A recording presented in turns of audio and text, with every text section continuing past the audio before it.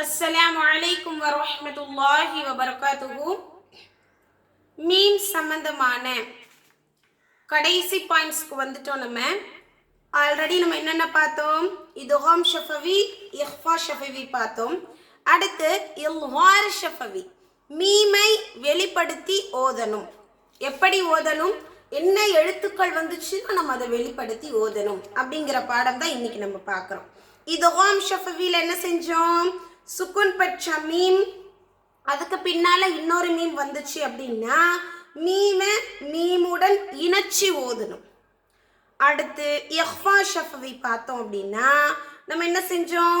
சுக்குன் பெற்ற மீமுக்கு பின்னால பா மட்டும் வந்துச்சுன்னா என்ன செய்யறோம்? நம்ம சுக்குன் பெற்ற மீமை குன்னா செஞ்சு ஓதுறோம். மீமை மட்டும்தான் குன்னா செய்யணும். சரியா?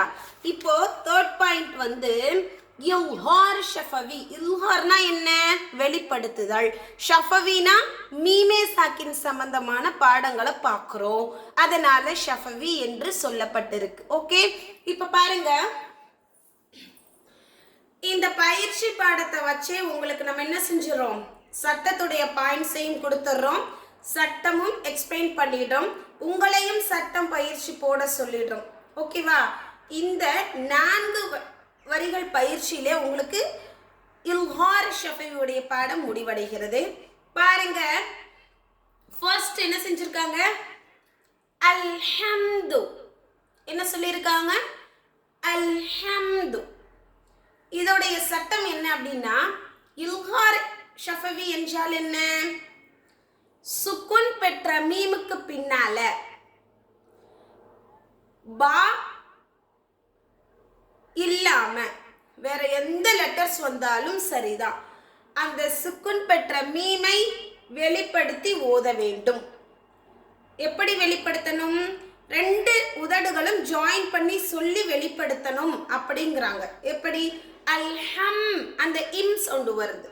ஓகேவா? அல்ஹம்து வந்துருச்சா? அடுத்து ஜம் ஜம் அப்படின்னு ஓதக்கூடாது, அது தவறானது.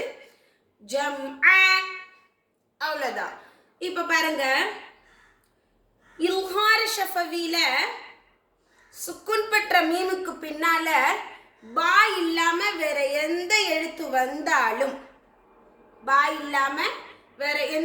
வந்தாலும், அல்லது நீங்க இன்னொரு பாயிண்ட்ஸும் ஆட் பண்ணிக்கலாம், இது யுவர் சாய்ஸ் நவ். சுக்குன் பெற்ற மீமுக்கு பின்னால பா அல்லது மீம் வரல, இன்னொரு மீம் வரல, இல்லைன்னா நம்ம என்ன செய்யணும்? இல்ஹார் ஷஃபவி சுக்குன் பெற்ற மீமை வெளிப்படுத்தி மட்டும் ஓதணும். ஓகேவா? இப்படின்னு சொல்லலாம், நம்மளுடைய சான்ஸ் தான். ஓகேவா? அலம் தர லகும் தீனுகும். இங்க சென்டர்ல வந்தா நம்ம இல்ஹார் ஷஃபவின்னு டக்குன்னு கண்டுபிடிப்போம். கடைசியில பாருங்களேன், வெறும் சுக்குன் பெற்ற மீம் மட்டும் கொடுத்துட்டு இங்க எம்டியா இருக்கு. இப்படி இருந்தா நம்ம என்ன சட்டம் ஃபாலோ பண்ணணும் அப்படிங்கிற டவுட்ஸ் இருக்கும் இல்லையா? எப்படின்னா நல்லா கவனிச்சு பாருங்க, உங்களுக்கே புரியும். இங்க வந்து சுக்குன் பெற்ற மீமுக்கு பின்னால பாவும் இன்னொரு மீமும்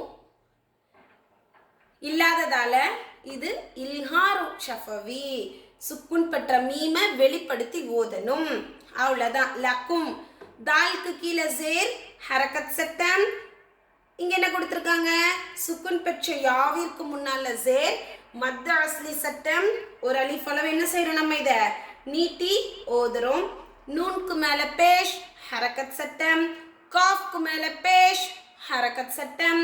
சுக்குன் பெற்ற மீம், இது என்ன சட்டம்? இல்ஹார் ஷஃபவினே தான் நம்ம சொல்லிக்கணும்.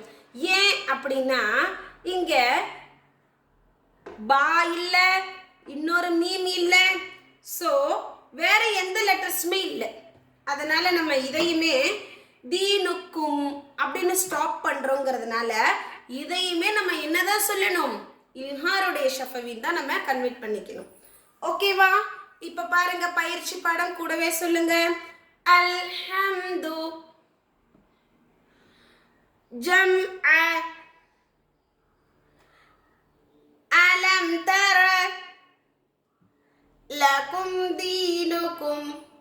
அவ்வளோதான். இதில் நீங்கள் அலம் தர என்ற வார்த்தைக்கு முழுமையாக சட்டம் சொல்லி போடணும். இவ்வளோதான் இல்ஹார் ஷஃபவி. அவ்வளோதான். அல்ஹம்துலில்லாஹ்னு நம்ம அல்லாஹ்வுடைய கிருபையை கொண்டு இத்காம் ஷஃபவி, இஹ்ஃபா ஷஃபவி, இல்ஹார் ஷஃபவி எல்லாத்தையும் ஃபினிஷ் பண்ணிட்டோம். மீம் சம்பந்தமாக வரக்கூடிய எல்லா சட்டங்களையும் நம்ம ஃபினிஷ் பண்ணியாச்சு. அல்ஹம்துலில்லாஹ். இதுக்கு பேர் தான் மீம் சம்பந்தமாக வரக்கூடிய சட்டம் அஹ்காமுல் மீமி சாக்கினதி. சுக்குன் செய்யப்பட்ட மீமுடைய சட்டங்கள் எல்லாமே நம்ம ஃபினிஷ் பண்ணியாச்சு. ஓகேவா? நம்ம இனிமே கன்ஃபியூஸ் ஆகிக்க கூடாது. ஓகேவா? அதாவது சுக்குன் சம்பந்தமான பாடங்கள் பார்த்தோம். அந்த சுக்குன்ல இருந்து கல்கலாவுடைய லெட்டர்ஸ் பாதி பிரிஞ்சிச்சு. அதுல இருந்து நம்ம அதை கல்கலாவுடைய சட்டமாக மட்டும்தான் சொல்லிச்சுக்கோம். அடுத்து மீமுக்கு மேல சுக்குன் எங்க குர்ஆன்ல வந்தாலுமே அது என்ன சட்டம்? சுக்குன் செய்யப்பட்ட மீமுடைய சட்டங்கள்ல ஏதாவது ஒரு பாயிண்ட்ஸாக தான் இருக்கும். நம்ம 3 படித்தோம். அந்த 3ல் ஏதாவது ஒன்று தான் வந்திருக்கும். அது என்னங்கிறத நம்ம பார்த்து கவனிச்சு இல்ஹார் ஷஃபவியா, இஹ்ஃபா ஷஃபவியா, இத்காம் ஷஃபவியான்னு பார்த்து புரிந்து தஜ்வீதா படிச்சுக்கணும். அஸ்ஸலாமு அலைக்கும் வரஹ்மத்துல்லாஹி வபரகாத்துஹு.